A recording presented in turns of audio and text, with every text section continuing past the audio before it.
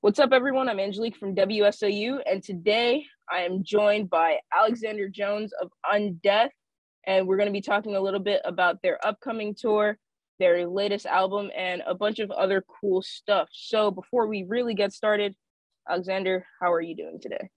I'm doing all right. How about yourself? I'm pretty good. And you're a very busy man, so I don't want to spend too much time goofing off. So I'm going to jump right into the questions. And the first one isn't about this new upcoming album. It's actually about your debut album, Legions of a Different Kind, which dropped in 2020. What was it like releasing an album in the middle of the pandemic? Because you guys dropped that in October of 2020. It was crazy. It was, I was not expecting to release an album during the pandemic, but that's kind of just the way that things shook out. But honestly, it kind of couldn't have gone any better for us in terms of having all the time in the world to promote it, in terms of, nobody else was really trying to release albums at that time because everybody wanted to wait until touring was starting back up, but we didn't really have a choice. So we just did it anyway. And I feel like we were able to release the album at a time that, not a lot of people were releasing new death metal albums. So it kind of worked out perfectly for us. So it was weird, but it was great. Awesome. And so, that was you guys' debut album. And now you guys are dropping your sophomore album. It's Time to Rise from the Grave. And that's going to be dropping in full on April 22nd. And so far, you guys have already released 3 singles. And my personal favorite is Head Splattered 7 Ways. Very cool. And so are you allowed to tell us what the name of your favorite song on the album is? If it's not come out yet, can you tell us anything about it? Sure. Yeah. I mean, honestly, the single that we released most recently, Necrobionics, is probably my favorite. I'm also a big fan of the song Human Chandelier. It's just it's crazy. It's just a crazy song. It really does not sound anything like Undeath has written before. So I'm stoked for people to hear that one. Yeah, dude, I've been listening to Legions of a Different Kind yesterday. I've been listening to the singles all day today. And you guys aren't really like a lot of other death metal bands. Your lyrics are kind of goofy, and I really like that about you guys. So, but why did you choose these 3 to be the singles off the album? It's a good question. I mean, I think for the first single, we always wanted to go with Rise, the kind of the title track, because, it's the title track off the record. It's definitely the most chorus centric. It's got the biggest hook. It's the most straightforward song by far. It's probably the closest thing that Undeath has ever done to writing just a straightforward pop song, so we wanted to go with that. But then we wanted to have Head Splattered be the second single because it's easily one of the more technical and crazier songs on the record. So I think there was a nice little counterbalance there. And then, Necro being third, that was just a matter of pure selfishness. That was just because we love that song. We wanted people to hear it before the album came out. So yeah, there was a little bit of plotting in terms of the singles for sure. All right. And so I've been doing my research, and it's everything I've come across says that Kyle Bean, the guitarist, is the main lyricist. But can you give a little bit more insight into what the songwriting process is like when you guys all get together?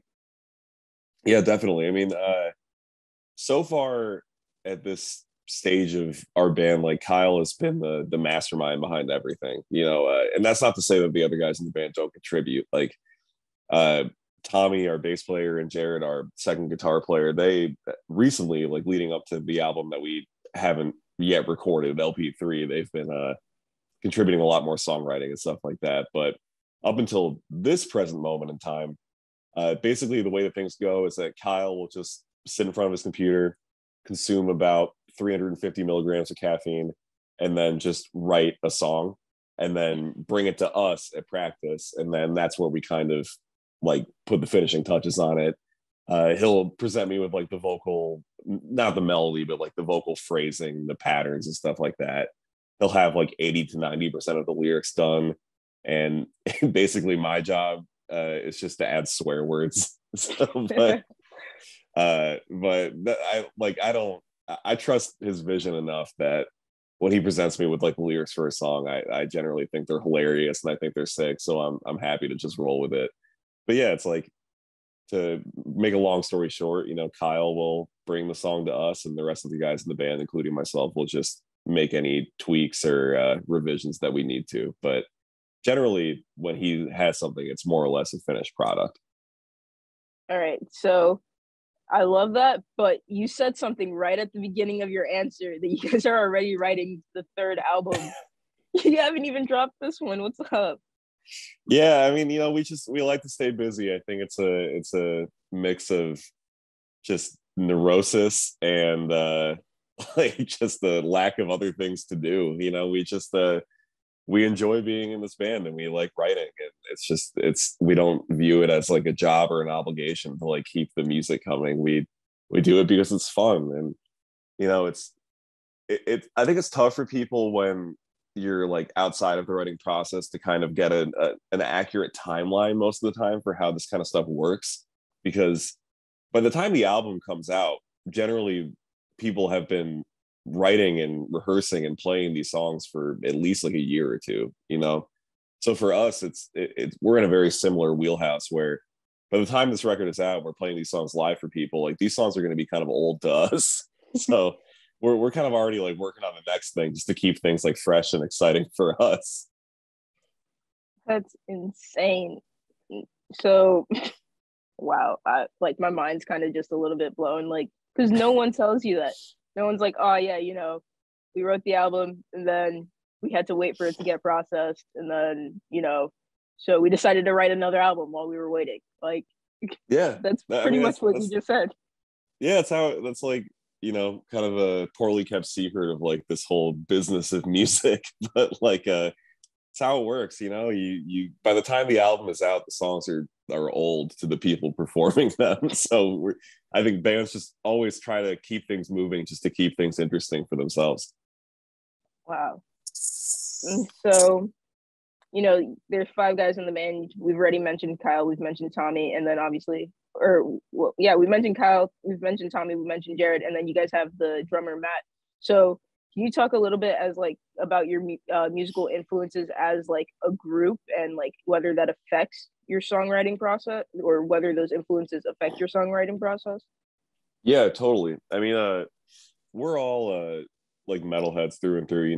It's undeniable. Like, I think our biggest influence as a band just tends to be either like classic death metal, whether it's I won't name the bands on air, but bands of certain names, or more modern death metal, like bands like Fetid or Cerebral Rot, stuff like that. But beyond the realm of death metal, I mean, we take influence from tons of other places. Like, speaking personally, I grew up on like crust punk and hardcore and stuff like that. So I love stuff like Fugazi. I love bands like At the Drive-In, Bear versus Shark. I love Japanese hardcore bands like Gauze, Disclose, stuff like that. So that's like a huge influence for me personally, even if not in like my performance, but just the way that I like carry myself on stage. For the other guys, like Kyle and Matt and Jared, they've spent some time like playing indie rock and like going to like indie shows and stuff like that. So there's definitely a lot of that influence in there. We take influence from genres all over the spectrum, like not just death metal, for sure. Awesome. And so this album, along with your first, they were both like produced and mixed and mastered by Scoops Dadaris. And so was it any different, like trying to work with him on this second album versus your debut? It was more relaxed this time around, because when we did Lesions, the first album, we were on a really, really tight like time constraint. I think we recorded the instruments for the album in like 3 days. And it was just, yeah, I mean, we had to get the record turned in fast because we had just gotten the sign. So we were really in a rush. But for this album, we had like, I think a little over 2 weeks to record. So it was way more luxurious, way more like relaxing and calm in the studio. Like, we just kind of had all the time in the world just to go over a song a day pretty much and just get everything exactly the way that we wanted it to. So nothing really changed in the like our approach with Scoops. You know, he's always kind of approached our music the same way, and that's why we keep going back to him, because he's so good at what he does. But things definitely changed in terms of like the atmosphere of the recording. Like it was just way more chill. Awesome. And then, you know, we've mentioned that the album's finished. We're waiting for release day, which is April 22nd, once again. And then after the album drops, you guys have a show on the 23rd, the album release show in Rochester, which is like hometown. And then after that, you guys are headed out on tour. So what should fans expect when they see you guys on tour, whether it's their first time or they're old fans or whatever? Just expect a good time, you know, just expect fun. Like I've said this before and I think it bears repeating, like we're not a metal band that you're going to go through the show and it's going to be this like dark and intense and brooding atmosphere and you're going to be standing there with your arms crossed just like pretending not to enjoy yourself. Like we're a band that we want everybody like having fun and going crazy and like stage diving and moshing during our set, you know, like we want everybody just enjoying themselves. And you know, I think whether it's the hometown show that we're playing in Rochester on the 23rd or whether it's the tour that we got coming up, the full US, like no matter the size of the crowd, no matter the atmosphere, no matter like the venue, like we just want everybody just like getting out of themselves a little bit during our set and having a good time. So that's what I think people should expect. Awesome. I'm trying to come to a show. I'll be honest, I'm trying to come. Cool. But I'm a broke college student as of this very moment. So like I don't know if I'll make it, but I'll let you guys know if I can. Shoot us a DM, we'll guest list you. We got our promo department. I'm not supposed to ask for tickets. Okay, well, don't wink. Yeah. And so, you know, you mentioned that you guys like to have fun. And I've seen some interesting merch items that you guys have coming out soon, including Croc charms. Oh yeah. I'll be honest, I'm not on the Croc train. I don't understand it. I'm like, I wear skate shoes all day, Converse, DC, Nike SBs. Like I'm all about skate shoes. So I'm not too big on the Croc train. What is it about Crocs that made you guys want to release Croc charms? Yeah, it's a long and winding road that led us to that point. But honestly, what it all comes down to is I started wearing them, and then Kyle started wearing them right around the same time, just because like we're both sweaty, disgusting dudes, and we generally just have like a malaise of odorous disgustingness about us. And at one point, like we just started wearing Crocs because they were cheap, and we were like, you know, wow, these things are incredibly comfortable. And our feet stank markedly less after we started wearing them. So then, you know, this is right before we went on tour for a full US back in September, October. So I'm packing for that tour and I'm thinking to myself, like, okay, I could either bring like 3 or 4 pairs of Nikes or Vans or something, or I could just bring like a pair of boots and a pair of Crocs and just be done with it. And I don't think I wore the boots once that entire tour. I just wore Crocs. And then it got to the point where I was so unaware of how people might perceive me wearing Crocs being like a death metal person that I would just walk on stage wearing Crocs thinking nothing of it. And kids would come up to me after every show being like, dude, I love the Crocs. Like, that's crazy. Like, why? And my answer was just like, well, they're comfortable. Like, I don't know what you want me to say. And yeah, it just kind of became like a unintentional trademark of our band for a while. And when it came time to like come up with merch to promote the new album with, I jokingly suggested that we should do Croc charms. And it turned out that was a very easy thing that we could do. So we just rolled with it. And the rest, as they say, is history. And now you guys have Croc charms ready to drop, I believe, April 19th. I went to the site. I looked at them. They're pretty cool. But I still don't know if I'm going to get on the Croc train. Someday. It takes time. I was a naysayer for a long time myself, but you'll be converted eventually, I'm sure. All right. Well, you know, if I convert to Crocs, I'm going to have to apologize to everyone I've ever said anything to. Oh, I So already made all my amends too. I understand how it goes. that honestly might be what's stopping me, having to go and find everyone I've ever made fun of for wearing Crocs. I understand. Trust me. All right. And then the next question is pretty classic WSOU question. It's kind of one of our closers, keep things relaxed as we start to wind down. But if the band wasn't called Undeath, what would you be called? We had a short list of band names when we first started the band, and Undeath was just like the least stupid of them. So honestly, like, oh man, I wish I could remember what it was called. We had this really long, just cumbersome band name. I think it was like Anaphylactic Binding Ritual. And that was like, it was that or like Reliquary. It was like two like very dumb names. And then like somebody suggested Undeath, and it was like, yeah, let's just go with that. So it probably would have been either of those two. And honestly, I probably wouldn't be talking to you if our band was called Anaphylactic Binding Ritual.